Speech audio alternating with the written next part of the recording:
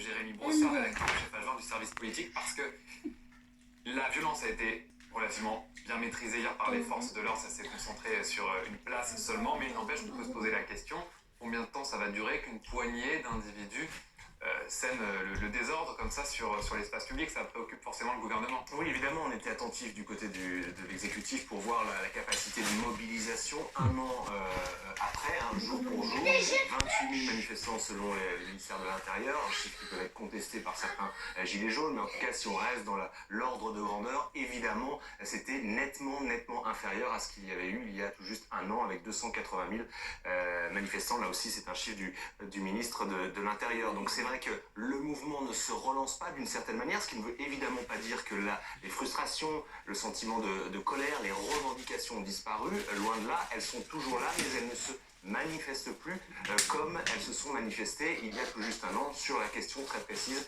de la taxe carbone. Après ce mouvement des Gilets jaunes, il marque un tournant dans le quinquennat d'Emmanuel Macron. Et si c'est vrai qu'il y a eu un recul du gouvernement, c'était la première fois qu'Emmanuel Macron a dû reculer sur la taxe carbone et changer finalement de cap politique. Est-ce que ce mouvement des Gilets jaunes, finalement, il n'a pas permis l'expression de revendications, de colère dans différents secteurs? On le voit dans les hôpitaux depuis plusieurs mois, on le voit chez les pompiers, on le voit chez les étudiants, on le voit même au sein de la police, des policiers qui sont à bout sur leurs conditions de travail, sur le fait qu'ils sont exposés en première ligne dans une société de plus en plus violente. Donc toute la question que se pose le gouvernement désormais, c'est de savoir si finalement, à l'approche de cette journée du 5 décembre et de cette journée de mobilisation contre la réforme des retraites, et bien finalement, si il n'y a pas une gilet jaunisation, si je puis dire, des mouvements sociaux qui s'annoncent avec le risque d'une convergence des luttes, comme on dit souvent, même si les luttes ne sont pas les mêmes, mais en tout cas, elles pourront peut-être s'exprimer au même moment, et c'est évidemment ce que redoute le gouvernement. On va revenir sur ces